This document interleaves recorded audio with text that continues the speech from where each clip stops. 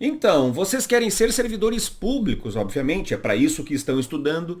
Já falei que, obviamente, um dos motivos preponderantes para vocês quererem ser servidores públicos é a remuneração. Vocês querem receber remuneração, vocês querem ser pagos para trabalhar muito bem, mas afinal de contas, quais são os benefícios pagos aos servidores públicos pelo exercício das suas atividades como servidores públicos? Ou melhor dizendo, quais são as vantagens pagas aos servidores públicos? Vamos dar uma analisadinha mais uma vez naquele contra-cheque para a gente sentir mais um pouquinho da emoção de como é ser servidor público. Como nós já vimos antes, nós temos aqui um contra-cheque e esse contra-cheque vai discriminar todas as parcelas recebidas pelo servidor público em função do desempenho de suas atribuições. Nós teremos aqui, na parte de cima, código 1, item 1, nós temos um vencimento básico que corresponde ao valor fixo estabelecido por lei a ser recebido pelo servidor público pelo simples fato de ele ocupar um cargo público. E depois nós temos os demais benefícios. Nós temos os avanços, nós temos os adicionais, nós temos as gratificações, nós temos as indenizações, todas aqui devidamente descritas com os valores discriminados e ao final o valor fixo que o servidor público tem a receber.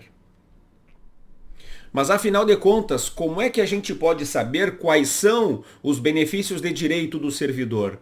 Quais são as vantagens a que o servidor público tem direito e quais são os requisitos para ele poder usufruir desse direito? Muito bem, para isso a gente pega o artigo 74 e seguintes da Lei Municipal 3326 de 1991.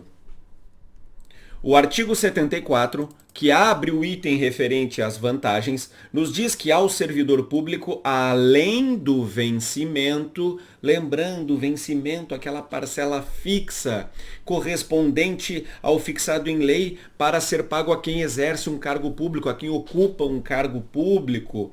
Além desse vencimento, serão pagas as seguintes vantagens. E aí nós temos as indenizações, nós temos os adicionais, nós temos as gratificações e, por fim, nós temos os auxílios. Tudo isso são vantagens pagas aos servidores públicos.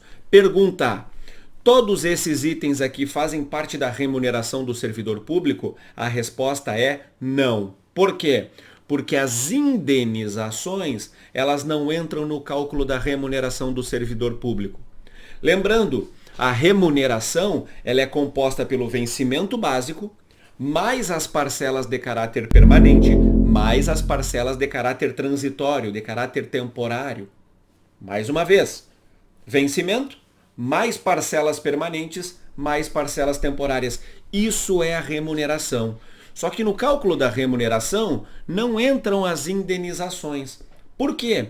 Porque as indenizações, elas são parcelas pagas aos servidores públicos cujo objetivo é compensar gastos que ele tenha tido no exercício de suas atribuições. Por exemplo, o servidor público se desloca da sua localidade, do município de Santa Maria, para Porto Alegre, vai lá a trabalho. Vai a Porto Alegre a trabalho. Pois bem, ele vai receber uma diária. Para que serve essa diária? É para custear as suas despesas de locomoção, lá, né, no município de origem, né, no município de destino, melhor dizendo, a alimentação e hospedagem. Para isso é uma indenização. Então vejam, a indenização, ela não tem por objetivo remunerar o servidor, mas simplesmente compensar gastos que ele tenha tido no desempenho de suas atribuições. Isso tanto é verdade que o parágrafo 1º do artigo 74 nos diz o seguinte: as indenizações não se incorporam ao vencimento ou provento para qualquer efeito. Professor, o que significa isso? Significa o seguinte: as indenizações não entram no cálculo do terço de férias, por exemplo. Não entram no cálculo da gratificação natalina, que é o 13º, não entra. Não entra no cálculo da aposentadoria. Não entra no cálculo de nada. Por quê? Porque não faz parte da remuneração. Tá bem? Parágrafo 1º. As indenizações não fazem parte da remuneração. Não entra no cálculo do imposto de renda, não entra no cálculo da contribuição previdenciária, não entra no cálculo de nada. Repito, parágrafo 1º do artigo 74. As indenizações não se incorporam ao vencimento ou provento para qualquer efeito. Não se incorporam. Parágrafo 2º. As gratificações adicionais e auxílios somente incorporam-se aos vencimentos ou proventos nos casos e condições indicados em lei. Uma gratificação, ela entra no cálculo da aposentadoria? Depende, a lei vai estabelecer isso. Uma lei específica vai estabelecer isso. Tá certo. Artigo 75, também de grande importância, vamos lá. Os acréscimos pecuniários por servidor público municipal não serão computados nem acumulados para fins de concessão de acréscimos ulteriores, sob mesmo título ou idêntico fundamento. Olha só, os acréscimos pecuniários por servidor público municipal não serão computados nem acumulados para fins de concessão de acréscimos ulteriores. Para isso, eu vou trazer um exemplo prático para vocês para explicar aqui o artigo 75. Para explicar essa situação, nós vamos trabalhar agora o caso de João, o nosso servidor hipotético. De acordo com a nossa hipótese que nós estamos colocando aqui, João é um servidor que recebe um vencimento de R$3.000. Vamos imaginar, vamos cogitar. Servidor João recebe um vencimento de R$3.000. Hipoteticamente falando, depois ele passa a ganhar uma gratificação de 10%. Essa gratificação de 10% será de R$300. Até aqui tudo bem, até aqui tudo beleza. Vamos imaginar que depois João passe a receber uma gratificação de 20%, uma outra gratificação de 20%. A pergunta que eu faço é: de quanto será essa gratificação de 20%? Será sobre 3.000 ou sobre 3.300? A resposta é sobre 3.000. Por quê? Porque os benefícios pecuniários, as vantagens pecuniárias, elas não são computadas ou acumuladas para efeito de outras gratificações de outros benefícios pecuniários. Giorgio, não entendi. Significa o seguinte: toda e qualquer gratificação paga ao servidor, todo e qualquer adicional, todo e qualquer tipo de benefício vai incidir exclusivamente sobre o vencimento básico. É isso que diz o dispositivo que estamos analisando agora. Mais uma vez, o artigo 75 nos diz: os acréscimos pecuniários por servidor público municipal não serão computados nem acumulados para fins de concessão de acréscimos ulteriores. Ulteriores significa posteriores. Sob o mesmo título ou idêntico fundamento, significa que eu não posso utilizar um benefício pecuniário para incidir e para fazer sobre o cálculo, para colocar como base para o cálculo de outros benefícios financeiros. Trazendo em miúdos, como eu mencionei, todos os acréscimos pecuniários, eles vão ter como base de cálculo exclusivamente o vencimento básico. Tá bem? Pois certo. Comecemos a analisar agora as indenizações, e para falar sobre as indenizações, nós não vamos nos imiscuir com muita profundidade em cada um deles, senão a gente vai muito longe. Nós temos aqui, com relação às indenizações, constituem indenizações as diárias e as ajudas de custo. Não existe muito mistério com relação a cada uma delas. O que são as diárias? São aqueles valores pagos ao servidor público que tiver que se deslocar para o exercício de funções públicas para outra cidade em caráter temporário. Olha só, artigo 77. Ao servidor que, por determinação da autoridade competente, se deslocar eventual ou transitoriamente do município, ou seja, que for lá 1, 2 vezes, que fica lá 3, 4, 5 dias, no desempenho de suas atribuições, ou em missão ou estudo de interesse da administração, serão concedidas, além do transporte, diárias para cobrir as despesas de alimentação, pousada e locomoção urbana. Servidor sai daqui de Santa Maria, vai lá em Porto Alegre, vai trabalhar, vai fazer algum serviço lá. Pois bem, ele vai receber diárias em valor correspondente ao número de dias que ele fica lá. Para quê? Para cobrir as despesas de alimentação, transporte urbano e hospedagem. Está aqui, artigo 77. Parágrafo 1º, eu vou analisar exclusivamente o parágrafo 1º. No caso em que o período de afastamento for inferior a 12 horas, o cara vai lá em Porto Alegre, bate e volta, vai e volta no mesmo dia. Ou então ele vai a Santa Cruz do Sul, ou então ele vai a Santiago. Ele vai e volta no mesmo dia, tudo bem. As diárias serão pagas por metade, ok? Sem mistério nenhum. Senhores, existem alguns outros dispositivos aqui que são importantes, mas eu não vou entrar no mérito, porque senão fica muito extenso. Pode, né, ser objeto de uma análise individualizada por parte dos senhores.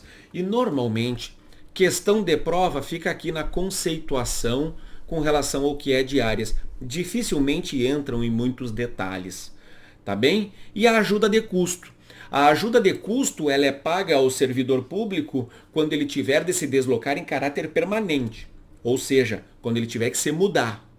Quando ele tiver que mudar de domicílio em função do trabalho. Olha o que diz o artigo 81. A ajuda de custo destina-se a cobrir as despesas de viagem e instalação do servidor que for designado para exercer missão fora do município. E olha aqui a parte importante. Por tempo que justifique a mudança temporária de residência. Imagina se o servidor ele vai ser deslocado para Brasília para ele ser uma espécie de um adido lá. Para ele ser uma espécie de um representante lá. Ó, tu vai ficar em Brasília atendendo aos interesses do município. Tá bem. Ele vai ter que receber uma ajuda de custo. Tá bem?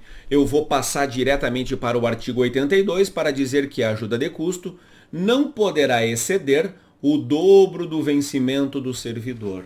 O cara ganha R$3.000, vai ser adido lá em Brasília, ele pode receber no máximo R$6.000. Para que é essa ajuda de custo? É para custear as despesas de mudança, de aluguel de uma nova casa lá, ou seja lá o que for, de matrícula dos filhos na escola e assim sucessivamente. Esta é a ajuda de custo.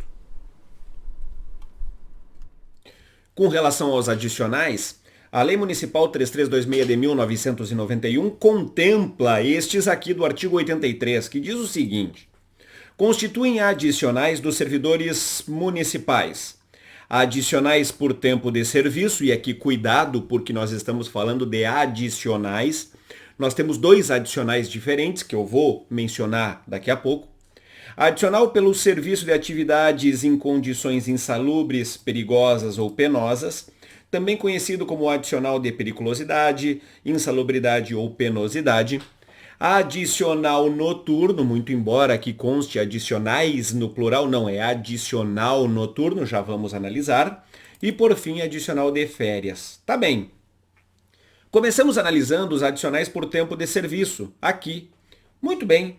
O artigo 84 vai nos dizer que consideram-se adicionais por tempo de serviço, e aqui vejam só, nós temos a gratificação de 15% e 25% e também os avanços trienais. São dois benefícios diferentes. Olha só, assim que o servidor público completar 15 anos de serviço, ele vai receber 15% a título de gratificação. Essa é a gratificação de 15%. Depois, o servidor completa 25 anos. Ele vai receber uma gratificação de 25%. Essa é a gratificação de 25%. E ainda nós temos os avanços trienais. Avanços trienais é um valor correspondente a 5% a cada 3 anos de efetivo exercício das atividades. Mas vejam, são benefícios diferentes. Além da gratificação de 15% e 25%, o servidor também recebe os avanços trienais. Vamos adiante. Olha só. Artigo 85. O servidor público efetivo, exclusivamente o efetivo, não se aplica ao comissionado, perceberá automaticamente a gratificação adicional de 15% e 25% quando completar 15 e 25 anos de serviço. Só que cuidado, ele recebe 15% quando completa 15 anos. Quando ele for receber os 25% dos 25 anos, ele perde os 15%. Ele não acumula esses dois. É o mesmo benefício, portanto. Olha só, parágrafo 1º. A concessão da gratificação de 25% far-se-á pelo acréscimo de 10% à gratificação de 15%. Então, não é 15% mais 25%. Não, é 15% mais 10%, que aí sim perfaz a gratificação dos 25%. Ok? Tá. Agora vejam o artigo 86. O artigo 86 diz que a cada 3 anos de efetivo exercício, o servidor efetivo fará jus a um acréscimo de 5% sobre o quê? Sobre o quê? Sobre o quê? Sobre o vencimento básico automaticamente concedido. Tá bem? Esses aqui são os adicionais de tempo de serviço. Repito, gratificação de 15% e 25% e também os avanços trienais. Depois nós chegamos aos adicionais de insalubridade, periculosidade e penosidade. Muito bem. Diz aqui, os servidores que executam com habitualidade atividades insalubres, perigosas ou penosas fazem jus a um adicional sobre o vencimento do cargo. Tá bem, mas o que significa insalubridade? O que é uma atividade insalubre? Tá, vai ter uma lei específica para falar sobre isso. Se eu não me engano, Lei 5566 vai dizer quais são as atividades consideradas insalubres, alguma coisa assim. Tá bem? Olha só, justamente parágrafo único. As atividades insalubres, perigosas ou penosas serão definidas em lei própria, uma lei específica só para falar sobre quais são as atividades consideradas insalubres, perigosas ou penosas. Tá certo. Artigo 90. O exercício de atividades em condições de insalubridade assegura ao servidor a percepção de um adicional respectivamente de 40%, 20% e 10%, segundo a classificação nos graus máximo, médio e mínimo sobre o vencimento. Senhores, quando se fala em insalubridade, nós temos 3 níveis. Nível mínimo, nível médio e nível máximo. Se for no nível mínimo, ganha 10%. Se for no nível médio, ganha 20%. Se for no nível máximo, ganha 40% sobre o quê? Sobre o vencimento. Sempre sobre o vencimento, isso deve ficar bem claro. O adicional de periculosidade ou de penosidade será de 30%. Esse aqui é exclusivo, não tem diferentes alíquotas, é 30% e acabou. Tá bem? Os adicionais de insalubridade, periculosidade e penosidade não são acumuláveis. O que significa isso? Significa que se o cara exerce uma atividade que é ao mesmo tempo considerada insalubre, perigosa ou penosa, ele pode acumular esses 3 benefícios? Não, não pode. O que vai acontecer? Ele vai ter que escolher qual deles ele quer receber. Se o adicional de periculosidade, ou de insalubridade, ou de penosidade. Tá bem? Existem aqui alguns outros dispositivos que eu vou deixar para uma análise individualizada por parte dos senhores. E eu vou passar diretamente para o adicional noturno. O adicional noturno, que é de 25% sobre o vencimento do cargo. Não é sobre a remuneração, é sobre o vencimento do cargo. Mas o que é trabalho noturno, afinal de contas? É aquele realizado das 22 horas da noite até as 5 horas do dia seguinte. Aqui, isso é horário noturno. Vamos adiante. Senhores, em horários mistos, ou seja, quando o cara começa a trabalhar às 8 horas, por exemplo, da noite, que ainda não é horário noturno, e vai se encerrar lá pelas 4 da manhã. Assim entendidos os que abrangem períodos diurnos e noturnos, o adicional será pago proporcionalmente às horas de trabalho noturno, ora, como seria óbvio. Então, se o servidor ele trabalha das 8 da noite até a meia-noite, ele vai trabalhar apenas 2 horas noturnas em horário noturno. Portanto, ele vai receber adicional noturno exclusivamente em relação a 2 horas. Tá bem? Posteriormente, Adicional de férias, para acabar aqui com a questão dos adicionais, deixa eu já aqui. Independentemente de solicitação, isso é muito importante, será pago ao servidor público, por ocasião das férias, um adicional de 1/3 de remuneração. É o que nós chamamos de terço de férias. O servidor sai de férias, ele já ganha 1/3 da sua remuneração a título de adicional. Estes são os adicionais pagos aos servidores públicos do município de Santa Maria. Por fim, nós temos as gratificações. Aliás, depois nós temos os auxílios ainda. Não é por fim, mas enfim, vamos lá. Nós temos as gratificações previstas aqui no artigo 97. Constituem gratificações dos servidores públicos municipais. Nós temos a gratificação natalina, a gratificação de produtividade individual, a gratificação de representação, a gratificação e depois nós temos algumas gratificações que são específicas para o pessoal do magistério. Já veremos, olha só. A gratificação pelo exercício de função em locais de difícil acesso ou provimento, gratificação de unidocência e gratificação pelo exercício do magistério no turno da noite. Essas são as gratificações pagas aos servidores públicos do município de Santa Maria. Senhores, gratificação natalina nada mais é do que o 13º salário. Qual é o valor da gratificação natalina? Corresponderá a 1/12 por mês de efetivo exercício da remuneração integral devida ao servidor em dezembro do ano correspondente. Então, o que tu faz? Tu pega tudo que o servidor recebeu, divide por 12, esse é o valor, portanto, da remuneração, ou melhor, da gratificação natalina. É o 13º. É o 13º. Esse é o nome do 13º dos servidores públicos. É a média da sua remuneração, portanto, mensal, paga no mês de dezembro. Tá certo. Existem alguns outros dispositivos aqui em relação à gratificação natalina que fica para uma análise individualizada. Eu vou ser um pouquinho mais direto ao assunto. Esses outros dispositivos ficam para uma análise individualizada dos senhores.